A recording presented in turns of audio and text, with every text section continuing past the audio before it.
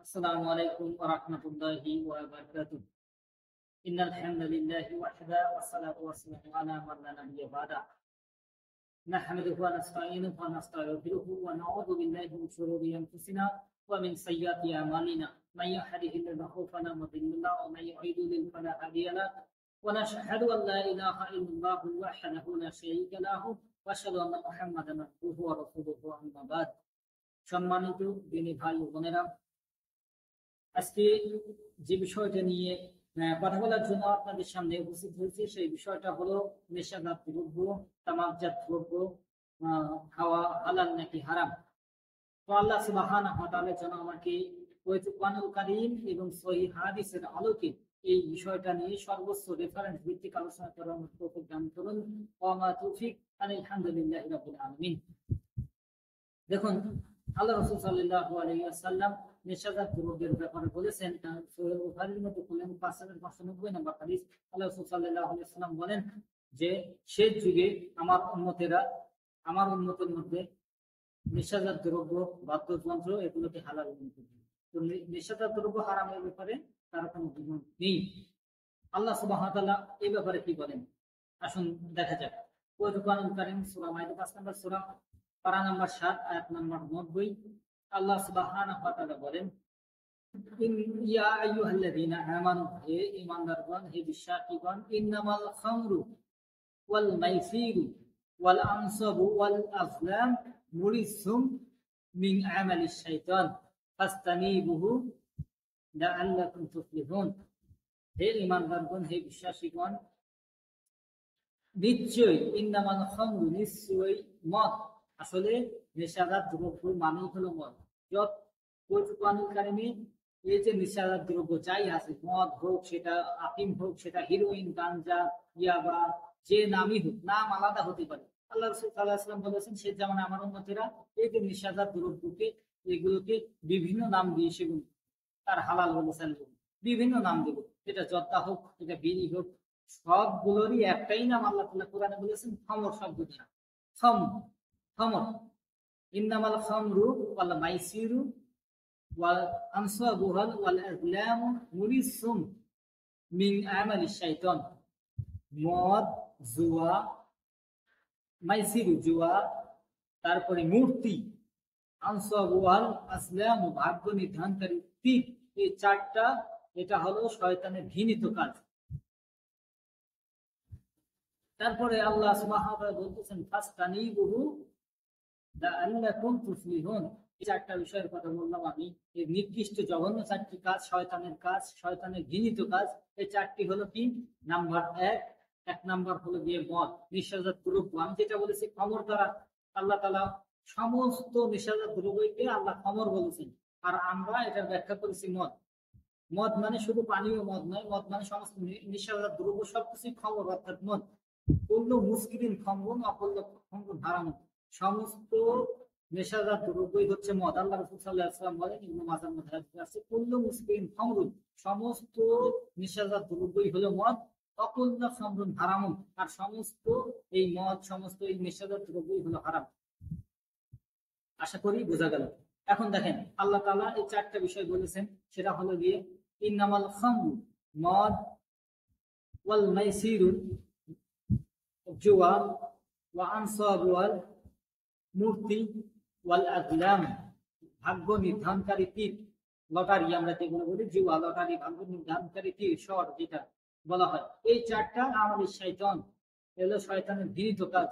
ফাসতানিবুহু লাআল্লাকুম তুফলিহুন, এগুলো থেকে তোমরা বিরত থাকো যাতে সফল মণ্ডিত হতে পারো, এছাড়াও দেখুন সুনান আবি দাউদের মধ্যে 3673 থেকে ধারাবাহিকভাবে হাদিস পেয়ে যাবেন যে আল্লাহ রাসূল সাল্লাল্লাহু আলাইহি ওয়াসাল্লাম বলেন, যে জিনিসটা বেশি পরিমাণ খাইলে ক্ষতি, সেটা অনু, জাররা পরিমাণ। জাররা মানে অনু, 70 ভাগের 1 ভাগ সরিষা দানা, এই পরিমাণ খাওয়াটাও হারাম। আল্লাহ রাসূল সাল্লাল্লাহু আলাইহি ওয়াসাল্লাম ক্লিয়ার করে দিয়েছেন।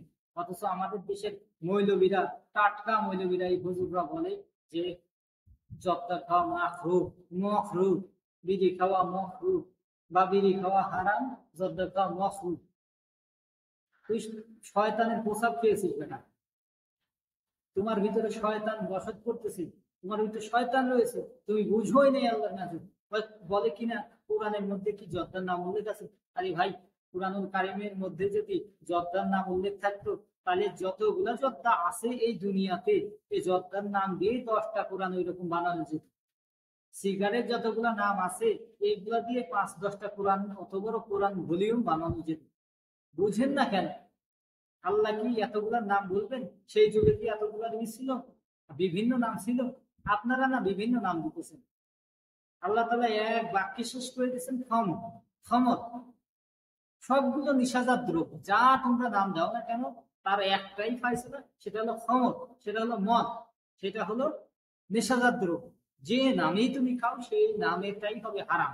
যদি তোমার বেশি পরিমাণ খাইলে পারে যদি তোমার ক্ষতি হয়, জর্দা বেশি পরিমাণ খাইলে ক্ষতি হয় না ভাই? ক্ষতি অবশ্যই হয়। আপনি 1 প্লেট জর্দা খেয়ে দেখেন, বাঁচতে পারবেন না, মরে যাবেন না। হারাম, অনুপরিমাণ খাইলেও হারাম। রেফারেন্স দিয়েছি সুনান আবি দাউদ 3677 নম্বর হাদিস, দেখেন, খুলে দেখেন, স্পষ্ট হয়ে জল জল করতেছে। আর আপনারা মাখরু বলতেছেন, এগুলো আপনারা বলতেছেন যে এগুলা অপছন্দনীয়। মাখরু মানে তো অপছন্দনীয়। এখন অপছন্দনীয় মাখরু, এই যে মাখরুটা কার কাছে অপছন্দনীয় ভাই? এই মাখরুটা তো আল্লাহর কাছে অপছন্দনীয়, আল্লাহর কাছে পছন্দ নয় এটা মাখরু। তো আল্লাহর কাছে যেটা পছন্দ না সেটা আপনি করবেন, যে জিনিসটা খাবেন।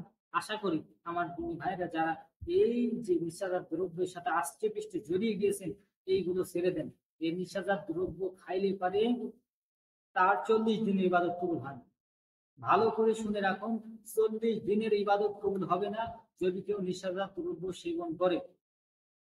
এছাড়াও নেশাদার দ্রব্য সেবন করা ব্যক্তিকে মৃত্যুর পরবর্তী জীবনে আখিরাত দিবসে জাহান্নামে 3 হাতে খবর নামে জাহান্নামীদের রক্ত পুঁজ এগুলো খাওয়ানো হবে।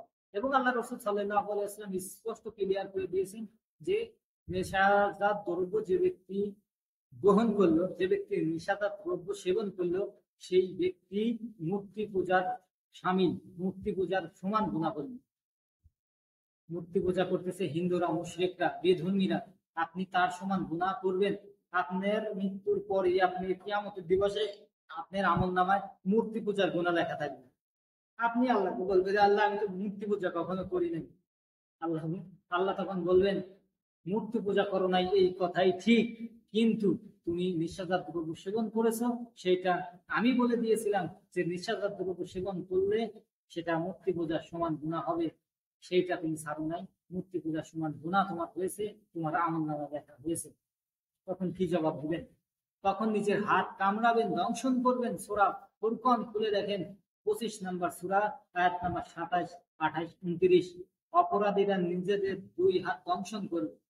আশা করি আমার যারা সাবস্ক্রাইবার রয়েছেন, আমার যারা দর্শক রয়েছেন, আমাকে যারা ভালোবাসেন, আমি আপনাদের জন্য কষ্ট করে সর্বোচ্চ রেফারেন্স ভিত্তিক কোরআন এবং হাদিস থেকে দলিল দেওয়ার চেষ্টা করি। আশা করব যে আপনারা কোরআন সুন্নাহ মেনে নেবেন, এবং যারা আমার চ্যানেলটি সাবস্ক্রাইব করেন নাই তারা আমার চ্যানেলটি সাবস্ক্রাইব করবেন, যাতে নতুন নতুন ইসলামিক ভিডিও যখনই আমি আপলোড করি সর্বপ্রথম আপনার দরজায় পৌঁছে যায়। আল্লাহ সুবহানাহু ওয়া তাআলা আমাদেরকে মৃত্যুর আগ পর্যন্ত যেন পবিত্র কোরআনুল কারীম এবং সহিহ হাদিসকে মেনে নেওয়ার মতো মানসিকতা, মাইন্ড সেট আপ করে দেন। আল্লাহর কাছে পানাহ চাই, আল্লাহর কাছে আশ্রয় চাই। আল্লাহ যেন শয়তান, ঘৃণিত অভিশপ্ত শয়তানের ওয়াসওয়াসা থেকে, ধোঁকা থেকে আমাদেরকে হেফাজত করেন। ওয়া তৌফিকি আলহামদুলিল্লাহি রাব্বিল আলামিন। আসসালামু আলাইকুম ওয়া রাহমাতুল্লাহি ওয়া বারাকাতুহু।